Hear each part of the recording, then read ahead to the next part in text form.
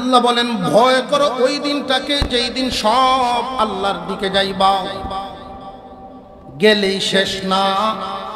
ওই দিন তোমাদের সাথে আল্লাহ পাক কি আচরণ করবেন শুনে রাখো। সুম্মা তুওয়াফা কুল্লু নাফসিম মা কাসাবাত। ও দুনিয়ার মানুষ, প্রত্যেককেই মহান আল্লাহ ওই দিন প্রতিদান দিবেন, যার যার কর্মফল ওই দিন বন্টন হবে, যার যার কামাই ওই দিন মানুষের হাতে দেওয়া হবে, আমল নামা দেওয়া হবে। এই আমল নামা দেওয়ার ক্ষেত্রে আয়াতের শেষাংশে আল্লাহ বলেন ওয়াহুম লা ইউযলামুন। ওই দিন আল্লাহর বিচারে, আল্লাহর আদালতে কারোর প্রতি কোনো জুলুম হবে না। আল্লাহ বলেন ভয় করো ওই দিনটা, যেই দিন সব আল্লাহর কাছে যাইবা, যার যার প্রতিদান পাইবা। প্রতিদান পাওয়ার ক্ষেত্রে কোনো জুলুম হবে না। কথাটা জেনে রাখেন। এখানে আমাদের একটা প্রশ্ন হইল, ওই যে দিনটা বিচার দিবস, এই বিচার দিবসটা কায়েম হবে, সময় হবে 50,000 বছর সমপরিমাণ। বিচারক কে? আর একটু জোরে কর, আল্লাহ। বিচার কার্য শেষ করার পরে একদল জান্নাতি, একদল জাহান্নামী। এখানে আমার একটা প্রশ্ন হলো, আমরা এখানে যারা আছি কে জান্নাতি হব, কে জাহান্নামী হব আমরা না জানলেও আল্লাহর জানা আছে না নাই? আল্লাহর জানা আছে। তোমরা এই হট্টগোল করো না, পরিবেশ নষ্ট। আমরা কে জান্নাতে যাব, কে জাহান্নামে যাব আল্লাহর জানা আছে না নাই? আর একটু জোরে কর, এইদিকে মনোযোগ। যেহেতু আল্লাহ জানেন কে জান্নাতি কে জাহান্নামী, আমার প্রশ্ন হলো ঘোষণা দিয়ে দিলেই তো হইতো যে অমুক অমুক জান্নাতে চলে যাও, অমুক অমুক জাহান্নামে চলে যাও। এই 50,000 বছর সমপরিমাণ সময় নিয়ে আদালত কায়েম করার কারণটা কি ছিল? প্রশ্নটা বুঝতে পারছেন আপনারা? আল্লাহ যেহেতু জানেন কে জান্নাতি কে জাহান্নামী, ফয়সালা দিয়ে দিলেই তো হয়। এই বিচার কার্য কায়েম করার কি প্রয়োজন ছিল? এই প্রশ্নের উত্তর, এই প্রশ্নের জবাবটা পাওয়ার জন্য একটা উদাহরণ পেশ করতে হবে, তাহলে সকলেরই বুঝে আসবে। মনে করেন এই শোলাকিয়া কিশোরগঞ্জ এই এলাকা একজন গরিব মানুষের একটা জায়গা, এই জায়গাটা মেইন রোডের সাথে 10 লাখ 15 লাখ টাকা শতাংশ হইতে পারে। এই মূল্যবান জায়গাটা মালিক হলো একজন গরিব মানুষ, আর কোনো সম্পদ নেই তার। কিন্তু এই জায়গার প্রতি নজর গেল আর একজন রাঘব বলে, যার লাঠিও আছে টাকাও আছে। এইরকম দুর্ঘটনা, এইরকম ঘটনা জমিনে আছে না নাই? প্রথমে প্রস্তাব দেওয়া হইল যে এই জায়গাটা তুমি বিক্রি করো, এখানে একটা শপিং মল অথবা একটা কিছু করবে। গরিব বেচারা উত্তর দিলেন, এই জায়গাটা আছে, আমার বাচ্চারা বড় হইলে হয়তো একটা কিছু করে খাইব, আমার তো আর কিচ্ছু নাই, আমি বেচবো না। তখন নকল কাগজ বানায় ফেলছে। জমির নকল কাগজ বানানো আমাদের দেশে কি অসম্ভব না সম্ভব?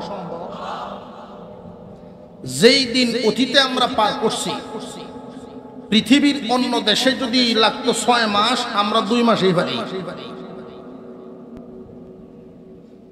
নকল কাগজ বানায়া গরিব মানুষের জায়গা বেদখল দেনেওয়ালা রাঘব বোয়াল। এই গরিব মানুষটা তার নিজের জায়গায় যেতে পারে না,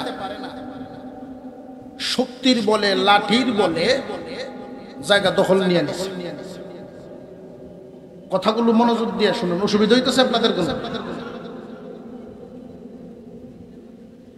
অবশেষে এই গরিব মানুষ সালিশ বৈঠক দরবারের আয়োজন করল। দরবার দিল 10 গ্রামের গণ্যমান্য মাতাব্বর যারা, তারা হাজির হবে।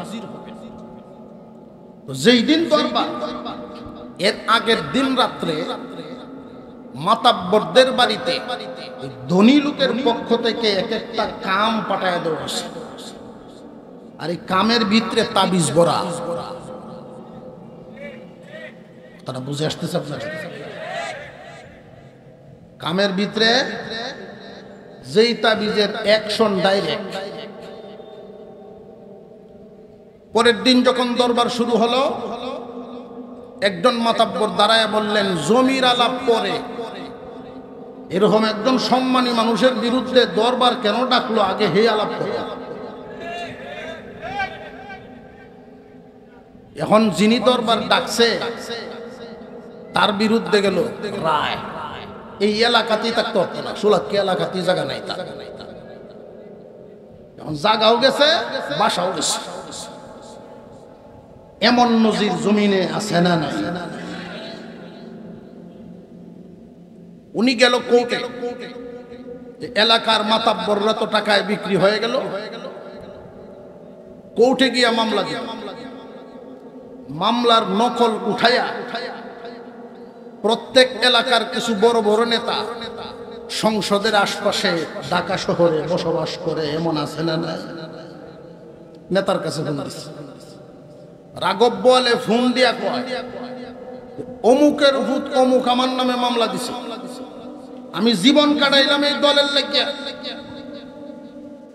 এখন আমার জেল কাটাই বসে জীবনে। আপনি গরম হয়েন না, আমি দেখতেছি। সেই ঢাকা থেকে যখন আমাদের জেলা কোর্টে ম্যাজিস্ট্রেট জজ সাহেবের কাছে ফোন আসে, আপনি কি কিশোরগঞ্জ থাকবেন না বাঁচবেন? আমি তো থাকতে আইছি। এই নামে একটা মামলা আছে, এই মামলাটা পড়বেন, পরে রায় দিবেন আগে। যেই মামলা পড়া হয় পরে রায় হয় আগে। এটা কি সহি হয় না পুরাটাই গলত? যে যদি আপনি বাঁচতে চান, দেখেন ব্যক্তি কিন্তু পরিবারে আপনি একা না। আমাদের দেশে বিগত বর্তমান সময়ে আমরা যা দেখছি, আমাদের দেশের আইন বিভাগ, আমাদের দেশের প্রশাসন বিভাগ, আইন প্রশাসন, এই বিভাগগুলোকে কিছু সংখ্যক রাঘব বোয়াল নামক মানুষ নিজের ক্ষমতা বলে ব্যবহার করছেন না করছে না? কিভাবে করছে? জজ সাহেব একজন সৎ মানুষ, ওসি সাহেব, এসপি সাহেব একজন সৎ মানুষ, কিন্তু এমন এক পরিস্থিতির শিকার তাদেরকে করা হয়েছে, ঘুষ খাইলে ধরা পরকালে, আর ঘুষ না খাইলে মরা দুনিয়াতে। কেমনে? ঘুষ খাইলে আল্লাহর কাছে জবাব দিতে হবে। আর যদি ঘুষ না খাও, এই অন্যায়কারীদের সাথে হাত না মিলাও, তুমি একা ওসি সাহেব, এসপি সাহেব, জজ সাহেব, তোমার পরিবার তো আছে। তোমার একটা মেয়ে কলেজে যায়, তোমার একটা ছেলে স্কুলে যায়, তোমার বিবি মার্কেটে যায়, এদের নিরাপত্তা তো তুমি সব সময় দিতে পারবা না। কলজাত ভয় লাগবো না লাগতো না? জেনে রাখবেন, একটা মানুষকে তার নীতির থেকে সরানো হয় 2 পদ্ধতিতে। একটা হলো ভয় দেখায়া, আর একটা হলো লোভ দেখায়া। আমাদের দেশে যে সমস্ত লোক হাজার হাজার কোটি টাকার মালিক হয়ে গেছে, হাজার হাজার কোটি টাকার মালিক হয়ে গেছে জনগণের অর্থ সম্পদ লুট করে, এই সমস্ত মানুষরা তো নিজেদেরকে মুখে শুধু ফুটাইছে বাঙালি, আসলে এই দেশের দয়া মায়া এদের অন্তরে ছিল না, দেশের না। যে সমস্ত মানুষ অর্থ লুট করছে না, চাপে পড়ে এদের সাথে হাত মিলাইয়া যান বাঁচাইয়া চলছে। বর্তমান সময়ে যেই প্রশাসন আমাদের সামনে আছে, বর্তমান সময়ে যে সমস্ত চাকরিজীবীরা আমাদের সামনে আছে, এদের ব্যাপারে আপনাদের ধারণা রাখবেন এমন যে তারা চাপে পড়ে অন্যায়ের সাথে হাত মিলাইয়া চলছিল। আর যে সমস্ত লোকদেরকে লিস্ট করা হচ্ছে, যে সমস্ত লোকদেরকে খুঁজে বেড়াচ্ছে, ওরা এ দেশের গুলি ফুটাই ঠিক, স্বাধীনতার মুক্তিযুদ্ধের চেতনার গান গাই ঠিক, আসলে এই দেশের জনগণের, এই দেশের মাটির কোন মায়া মহব্বত এদের অন্তরে ছিল না। আল্লাহ পাক ঘোষণা করেন, ভয় করো তোমরা ওই দিনটাকে, যেই দিন আল্লাহর সামনে সব চাইবা। তো আমরা প্রশ্ন করছিলাম একটা, 50,000 বছর সমপরিমাণ সময় নিয়ে আল্লাহ পাক আদালত কায়েম করতে যাবেন কেন? উনি ঘোষণা দিলেই তো হয় অমুক জান্নাতি আর অমুক জাহান্নামী। আল্লাহর জানা আছে না নাই? জানা আছে। দুনিয়ার আদালতের বিচারক জানে না কে দোষী কে গুণী, এই জন্য সাক্ষী লাগে, অমুক লাগে, তমুক লাগে, এর ঘরে রায় লাগে। তো আল্লাহ তো জানা আছে, তিনি হাসরের বিচার কায়েম করবেন কেন? ওই যে মানুষটা তার জায়গাটা নিয়ে গেল রাঘব বোয়ালে, সালিশ বিচারেও পাইল না, মাতাব্বররা বিক্রি হয়ে গেল, কোর্টে গিয়েও পাইল না, চাপ দিয়া রায় দেওয়া হইল তার বিরুদ্ধে। এই গরিব বেচারার জায়গাটা নিয়ে নিল কে? রাঘব বোয়ালে। এই জায়গাটা গরিব মানুষটা যতদিন দুনিয়াতে বেঁচে থাকবে, জায়গা দেখবো আর ভিতরে জ্বলবো। এই জ্বালা নিয়ে যে কবরে গেল, কথা বুঝে আসতেছে আপনাদের? জ্বালা নিয়েই কবরে গেছে, দুনিয়াতে এর কোনো বিচার সে পাইছে না। যে দুনিয়াতে বিচার পাইছে না, মাঠ করার কারণ এর মধ্যে একটা হলো যে নিয়ে কবরে গেছে তার জ্বালা দূর করার জন্য।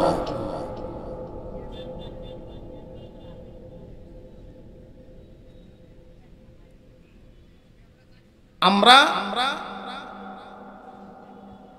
এই বিষয়টা মনে রেখে জীবন যাপন করব যে আল্লাহর সামনে দাঁড়াইতে হবে, জবাব দিতে হবে। হাসরের মাঠ কায়েম হবে কেন? আল্লাহর রাসূল বলেন এক হাদিসের মধ্যে, মুসলমান ইমানদার ভাইরা আমার মনোযোগ খুব মনোযোগের সাথে শুনবেন। বর্ণনা করেন কিয়ামতের কঠিন ময়দানে একদল মানুষ পাহাড় পরিমাণ নেকি নিয়ে আল্লাহর সামনে হাজির হবে। কি পরিমাণ নেকি? পাহাড় পরিমাণ নেকি। নামাজের নেকি তার আমলনামায় থাকবে, রোজার নেকি তার আমলনামায় থাকবে, হজের নেকিও তার আমলনামায় থাকবে, দান খয়রাতের নেকি তার আমলনামায় থাকবে, বিভিন্ন দিকের নেকি তার আমলনামায় নিয়ে হাসরের মাঠে আল্লাহর সামনে যাবে। পাহাড় পরিমাণ নেকি। আল্লাহ জান্নাত দিন।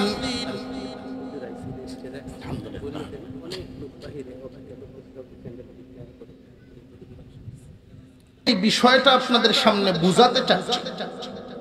হাসরের মাঠ কায়েম হবে এমন বিশ্বাস আমাদের আছে না নাই?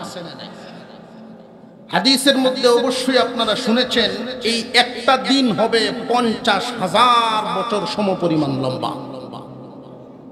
আমার প্রশ্ন হলো, আল্লাহ তো জানেন কে জান্নাতি কে জাহান্নামী, জানা আছে না নাই? তাহলে এই বিচার কার্য উনি কায়েম করবেন কেন? উনি তো সরাসরি ঘোষণা দিলেই পারে বিচার কার্য কায়েম করবেন। একটা অনেক কারণের মধ্যে একটা হলো যে অনেক মানুষ অন্তরের জ্বালা নিয়ে কবরে গেছে, যেটার বিচার উনি পান নাই দুনিয়াতে, আল্লাহ পাক ওই আদালতে তার হকটা তাকে পাইয়ে দিবেন। পাহাড় পরিমাণ নেকি নিয়ে আল্লাহর সামনে হাজির। আল্লাহ জান্নাত দিন, পাহাড় পরিমাণ নেকি নিয়ে আসলাম। আল্লাহ পাক জানায় দিবেন দাঁড়াও, পাহাড় পরিমাণ নেকি, কিন্তু তোমার বিরুদ্ধে আমার আদালতে মামলা জমা আছে। আল্লাহর পয়গম্বর বলেন দুনিয়ার মামলা দুনিয়ায় শেষ করিয়া যাও, হাসরের মাঠে হিসাব নিকাশ দেওয়ার আগে নিজের হিসাব একবার নিজে মিলায়া যাও। অনেক আগের কাতারের মুসল্লি মসজিদে পাওয়া যায়, অনেক আগের কাতারের মুসল্লি হাজী সাহেবান। যদি জিজ্ঞাসা করা হয় যে চাচা আপনার যেই সম্পদ আছে বুনেদের ওয়ারিশ কি ঠিক মতে দিছেননি, মুখটা কালো হয়ে যায়, ছোট হয়ে যায়। এমন মুসল্লি আমাদের সমাজে আছে না? অনেক মানুষ এমন পাওয়া যায় বান্দার হকের ক্ষেত্রে উদাসীন, এই দিকে কোনো কর্ণপাতেই নাই, মনে করে শুধু কামাইলাম আর খাইলাম, যা পারি জমাইলাম। জানিয়ে রাখবেন অন্যের মাল বেহালাল পথে হারাম পথে পাহাড় পরিমাণ মাল রেখে গেলেন, এই বুঝা তো আপনার মাথায় রাইকা গেলেন, ভোগ করলো অন্যরা, আসামি হইবেন আপনি। এর চাইতে বুকামি আর কি হইতে পারে? পাহাড় পরিমাণ নেকি নিয়ে আল্লাহর সামনে গিয়া বলবে আল্লাহ জান্নাত দিন যে না না, তোমার বিরুদ্ধে অনেক মামলা জমা হয়ে গেছে, এই বিচার হওয়ার আগ পর্যন্ত কদম বাড়াতে পারবা না। যে কে আমার বিরুদ্ধে মামলা দিল? এক নাম্বার মামলাটাই আপন বোন আপন ভাইয়ের বিরুদ্ধে মামলা। আয় আল্লাহ, আমরা একই বাবার সন্তান, আব্বা 30 কাঠা জমিন রেখে দুনিয়ার থেকে বিদায় হয়েছিলেন, হিস্সা অনুযায়ী ভাইয়ে পান 20 কাঠা, আমি পাই 10 কাঠা, কিন্তু আমার ভাই আমারে 10 কাঠা দেন নাই। চাইতে চাইতে জীবন কাটাইলাম, বুড়া বয়সে দিছেন আমারে 2 কাঠা, তাও আবার বিলো আছে না নাই? আরে হুজুরে কর 10 কাঠার মধ্যে দিছেন মাত্র 2 কাঠা, তাও আবার কোন না।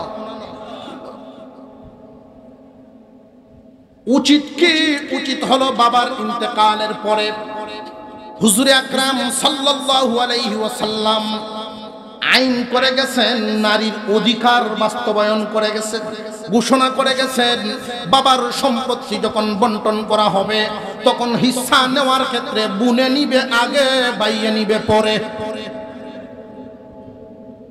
আল্লাহর রাসূল বলেন তুমি যখন বাহির থেকে আসবা, ঘরের ভিতরে মজা আনলা, চকলেট আনলা 5টা তোমার বাচ্চাদেরকে দেওয়ার জন্য, আল্লাহর রাসূল বলেন ছোটটারে আগে দাও। এর মধ্যে যদি মেয়ে হয় তাহলে অগ্রাধিকার, মেয়েটারে আগে দাও, ছেলেরে পরে দাও। নারীর অধিকার ইসলামে বাস্তবায়ন করা হয়ে গেছে, আল্লাহর রাসূল ঘোষণা করে গেছেন, কিন্তু আমাদের সমাজে এখন নাই।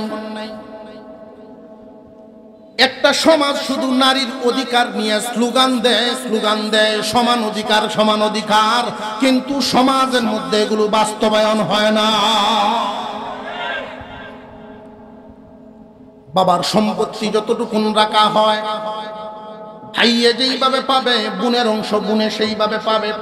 বাবার ইন্তেকালের পরে ভাই যদি দিনদার হন, কিয়ামতের কঠিন ময়দানে আল্লাহর সামনে আসামি হওয়ার থেকে যদি ওনার ভয় হয়, আসামি হইবার চাই না, দুনিয়ার মামলা আমি দুনিয়া শেষ করবার চাই। ভাই শুনে রাখেন, বাবার ইন্তেকালের পরেই আপনার উচিত তাদেরকে নিয়ে বসা, হিস্সা বন্টন করো, বোনের অংশ বোনকে দাও, তোমার অংশ তুমি বুঝিয়ে নাও। কিন্তু বর্তমান সমাজে এটা হয় না, সারা জীবন ভর বোনেরটা নিজেরটা সব নিজেই খায়। যদি জিজ্ঞাসা করা হয় যে আপনি আপনার বোনের ওয়ারিশটা দেন নাই কেন, উত্তর দেয় সহজ উত্তর, উত্তর হইল সহজ উত্তর, আমার বোনে চায় না এই জন্য দেই না। তোমার বোনে তোমার কাছে চায় না এই জন্য দেও না। বোনের অনুমতিও তো তুমি নেও নাই, বোনের মাল যে খাওয়া শুরু করছো অনুমতিও তো নেও নাই। তুমি যে হাল বাওয়া শুরু করলা তুমি কার অনুমতি নিলা? জানিয়া রাখবেন বাবার ইন্তেকালের পরে বোনের মাল বোনকে বুঝায় দেওয়ার আপনার উপরে দায়িত্ব, কারণ আপনি ছেলে, এই বাড়ির মালিক। আপনি বোনকে বুঝায় বলবেন এই এই হিস্সা তোমার। বোনে যদি স্বেচ্ছায় বলেন আমারটা এখন নিব না, আপনি কান সময় যখন হবে তখন আমি চায়া নিব, এরপর থেকে আপনার এই জমিতে হাল বাওয়া চাষ করা আপনার জন্য জায়েজ। এর আগ পর্যন্ত বোনের অনুমতি ছাড়া জবরদখল করে যে আপনি বোনের ওয়ারিশ খাইতেছেন, হাওরের ডাকাতি। আর এই ডাকাতিতে কোনো বেশ কম না, বেহালাল। শুধু দোয়া চায়, হুজুর দোয়া করেন। যে কি দোয়া করতে? বাচ্চারা যেন ওলি হয়, বাচ্চা কাচ্চা ওলি হই, ও হারাম খাওয়াই না। যে আমি তো সুদ খাই না, সুদে শুধু হারাম তোমার চোখে ভাসতেছে, আর বোনের ওয়ারিশ ঠকায় যে খাইতেছ ওইটা তোমার চোখে হারাম মনে হয়। মানুষ ওইটারে হারাম মনেই করে না, ভুলে গেছে। বরং সমাজের একদল মানুষ একটা কথা সমাজে ছড়ায় রাখছে, ওয়ারিশ নিলে সয় না। আছে না নাই সমাজে? ওয়ারিশ নিলে হয় না। জানিয়ে রাখবেন যেটা সয় না আল্লাহ এমন বিধান দেন না। বান্দার যেটা সয় না, লা নুকাল্লিফু নাফসান ইল্লা উসআহা। জানিয়ে রাখবেন বান্দা সইতে পারে না, বান্দার জন্য ক্ষতিকর এমন কোন বিধান ইসলামে ওয়ারিশ নিলে সয় না। এই কথা কয় তারা বুন রে দিব যারা, আরো জোরে কর। কিন্তু রাতের বেলা দেখবেন বউরে আবার ঠিকই কুসাকুসি করে, তোরটা তুই আনোস না কেন? এমন বাটপার আছে না নাই? নিজে বুঝে 16 আনা আর পরেরটা 3 আনাও বুঝে না। বুড়া বেড়ায় কলা বেছে, অসুবিধা হইতেছে না তো? এক জোয়ান মানুষে দেখে কইল, চাচা আপনি যেমনে এই রোদের মধ্যে বিক্রি করতেছেন আমার মায়া লাগতেছে, সবগুলো আমার একসাথে দেন। গণ্যে দেওয়া শুরু করছে। বেড়াই করে কি মাঝে মাঝে আলি গোনার সময় 4টে আলি বেড়া 3টে দাঁড়ায়। যুবকে দৌড়ে নাই, চাচা 3টে হয়েছে। ও বাবা রই দে, মাথা গরম, মাথা ঠিক নাই, আবার ঠিক করে। এইভাবে 2-3 বার হওয়ার পরে যুবক চাচা বুঝলাম না, আপনার মাথা ঠিক নেই বুঝলাম, কিন্তু 3টে হয়, 5টা তো হয় না। ওরা বেড়ায় উত্তর দেয়, বেটি হইলে বেটা ও তো বেটি হইছে না, 5টা। নিজেরটা ঠিকই বুঝে, পরেরটা বুঝে না। আল্লাহর রাসূল বলে নিজের জন্য যেটা পছন্দ করবা আরেকজনের জন্য সেটাই পছন্দ করো। হাসরের মাঠে বোনের হিস্সা দেওয়া হবে। পাহাড় পরিমাণ নেকি ছিল, কিন্তু তার পাহাড় পরিমাণ নেকি ছিল, কিন্তু এই বোনের হিস্সা, বোনের ওয়ারিশ তুমি যেই পরিমাণ পকাইছো এই পরিমাণ নেকি তোমার আমলনামার থেকে আল্লাহ তারে দিয়ে দিবেন। আরেকজন আইছেন মামলা নিয়ে, আল্লাহ আমার হক টকাইছে, পাহাড় পরিমাণ নেকি ওয়ালায় কইব। এখন আবার মামলা কার? যে বিবির মামলা স্বামীর বিরুদ্ধে। বিবির মামলা স্বামীর বিরুদ্ধে। কিসের? এটা কিসের? বিবির মামলা স্বামীর বিরুদ্ধে। যে আমার যেই দেন মোহর ধার্য করিয়া বিয়া করছিল, আমার দেন মোহর দেয় নাই, সারা জীবন শুধু বাইলের উপরে রাখছে, দেন মোহর আদায় করে না, এমন স্বামী আছে না নাই? আমাদের সমাজে এখন এই দেন মোহরটাও একটা এমন এক ফ্যাশন হয়ে দাঁড়াইছে, কয়েক লাখ না হইলে ইজ্জত বাঁচে না। কিন্তু কিন্তু জামাইয়ে দিতে পারবো কিনা ওইটা ভাবে না। ছেলের কি যোগ্যতা আছে কিনা এটা পরিশোধ করার, এটা তো মেয়ের হক। বিবির হক দেনমোহর আদায় করা। জিজ্ঞাসাও করে না ছেলেকে, মুরব্বীরা বৈশা ধার্য করে ফেলে তার এই হক আদায় করার যোগ্যতা আছে কিনা, ছেলেকে জিজ্ঞাসাও করা হয় না। সারা জীবন ভর এই বোঝা তার কাঁধের উপরেই থাকে, মাথার উপরেই থাকে। এই অবস্থায় আদায় না করিয়া এই দুনিয়ার থেকে বিদায় হয় হাজার হাজার অসংখ্য গণিত স্বামী আছে না নাই? বিবির হক আদায় হয় নাই। তুমি যে বিবির সব কিছু গ্রহণ করলা, সব গ্রহণ করে নিলা, তার পাওনা তো তুমি দাও নাই। উচিত কি? উচিত হলো তুমি তার কাছে যাওয়ার আগে দেনমোহর আদায় আগে করো। কবুল করার ক্ষেত্রে লক্ষ্য করে দেখবেন, কবুল কি ছেলেরে আগে বলায় না মেয়েরে আগে বলায়? বুঝলে গেছে বিয়া করবি, আমি বুঝলে গেছে। মেয়েটা আগে বলায়, ছেলেরে পরে বলায়। মেয়েকে আগে দাও, দেনমোহর আগে দাও, পরে তার কাছে যাও। কিন্তু বাইলে বুলের উপরে দেয়া, বাইলের উপরে রাখতে দিছে সারা জীবন। কয় হুজুর আমি হইলা দিনই মাফ লয়েছিলাম। হইলা দিন মাফ লয়েছেন কেমনে? ঘরের বারান্দাতে ঘুরে, ভিতরে ঢুকে না। বিবি সব জিজ্ঞাসা করে কি ব্যাপার, আপনি কি আমারে পায়া খুশি না? কও কি, তোমার মতো এত সুন্দর আমার কপালে আইছে, খুশি হইব না মানে? ও তাহলে ভিতরে আসতেছে না? আসতেছি না, হুজুরদের কাছে শুনছি যতক্ষণ দেনমোহর আদায় না হইছে ততক্ষণ বারান্দা দিয়ে ঘুরতে, আর যদি মাফ করে দাও এখনই ঢুকে। প্রথম রজনী বাসর রাতে কোনো মেয়ে তো চাইবে না স্বামীকে এইভাবে দূর করে রাখা, দূরত্ব তৈরি করা। মাফ লয়েছে, এটা কি সুবিধায় না কায়দায়? গভীর রজনীতে কোনো ডাকাইতে কারোর কাছ থেকে পকেটে যা ছিল জামা পায়জামা সহ সব খুলে রাখছে, রাখকে শেষ পর্যন্ত চুরিরে ফেরটা ধরছে। দাবিটা ছুটাইতে যা রাখলাম, হাসরের দিন কোনো দাবি নাই, এই সময় দাবি থাকবো। ওই দাবি সুডানি আর এই বাসর রাতের কায়দাত ফালায়া দাবি সুডানি কোনো বেশ কম নেই। বিবি মামলা দিলে স্বামীর বিরুদ্ধে, আল্লাহ আমি পাই, আমার পাওনা দেন। বিবিকেও নেকি দেওয়া হবে। ভাবতে পারেন দুনিয়ার জমিনে বিবির জন্য বিবি না খায় স্বামীরে খাওয়ায় ফেলে, স্বামী একটা জিনিস ব্যবহার না করে বিবিরে দেয়। হাসরের মাঠে কিন্তু বিষয়টা এমন হবে না। মা তার সন্তানকে পর্যন্ত পরিচয় দিবে না একটা নেকির কারণে। অবস্থাটা খুব ভয়াবহ হবে।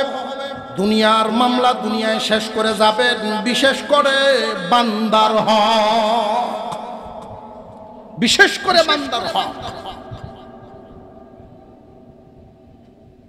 এমন একটা দেনমোহর ধার্য করা যেটা আদায় করার ক্ষমতা আছে।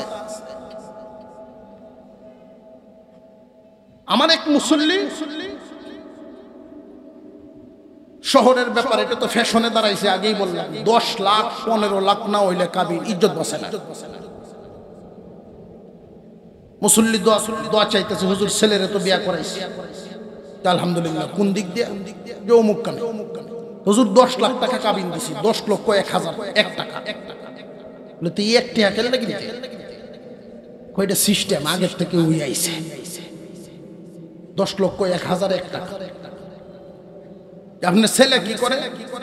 যে আমার আল্লাহর মালহুর, গার্মেন্টস চাকরি করে আপনার ছেলে 10 লক্ষ টাকা দেন মোহর দিলেন।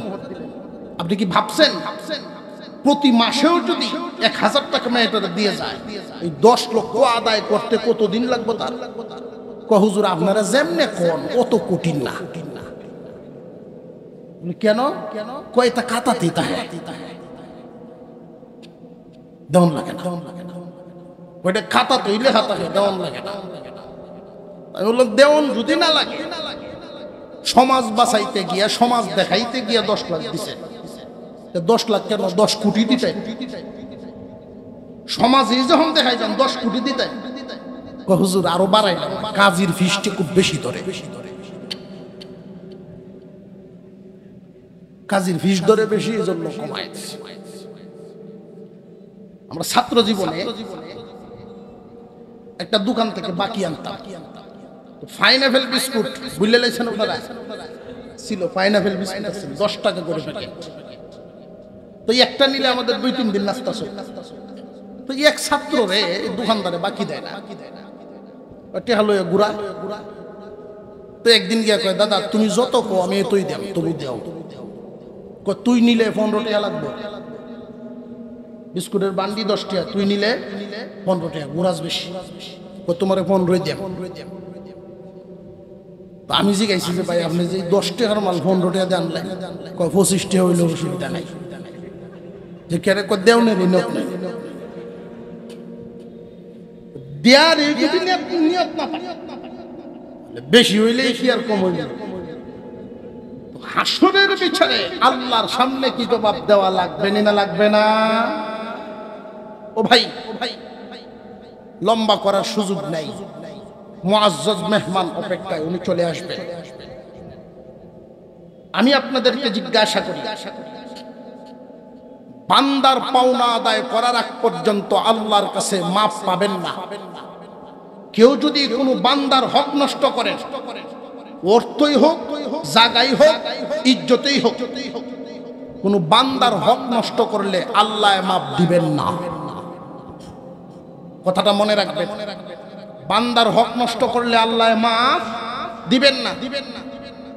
দুনিয়ার থেকেই মাফ না নিয়ে যখন মারা গেলেন, এই অবস্থায় হাসরের মাঠে আপনার অর্জিত নেকি আল্লাহ তাকে দিয়ে দেবে।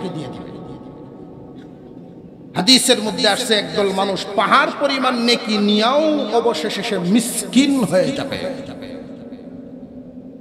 আমরা কি মিসকিন হইতাম? আমাদের কষ্টে অর্জন করা নেকি অন্যদেরকে দিয়ে দিতাম, না নিজের চরিত্র ঠিক করতাম?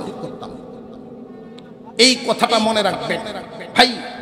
তাকদীরের উপর বিশ্বাস আমাদের আছে না নাই?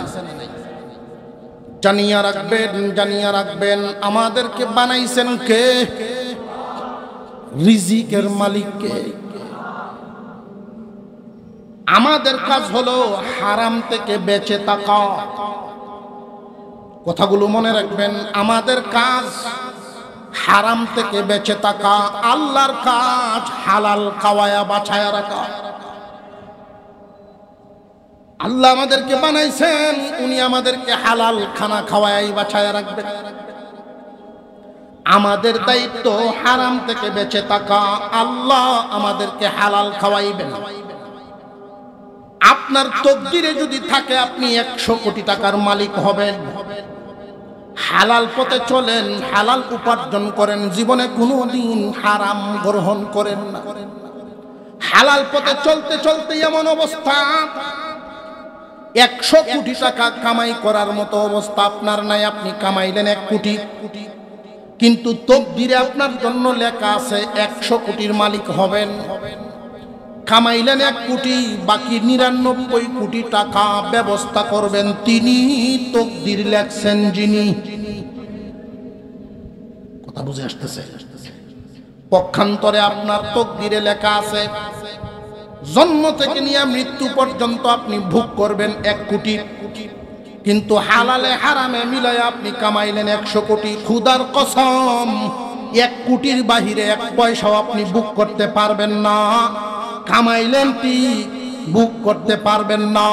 তাহলে এই কথাটা মনে রাখবেন, এই বিচারটা তো নিজের আমলটা নিজের হিসাব মিলানো যায়। তাকদীর লিখছেন যিনি, মিলাইবেন তিনি। তাহলে আমি কেন লাফালাফি করব? অন্যের মাল কেন ভোগ করতে যাব? দেওয়ার মালিককে। আপনার কাটা যদি আপনি ঠিক রাখেন, আল্লাহ দিতে পারেন না পারেন না। ছোট্ট একটা ঘটনা বলে আমার আলোচনা শেষ। মক্কা নগরী খানায় কাবার নিকটবর্তী একটা যুবক ছেলে বসবাস করত। এই যুবক বসবাস করে কোরআনের হাফেজ।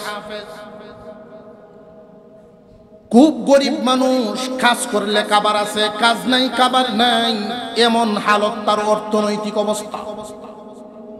কিন্তু যুবক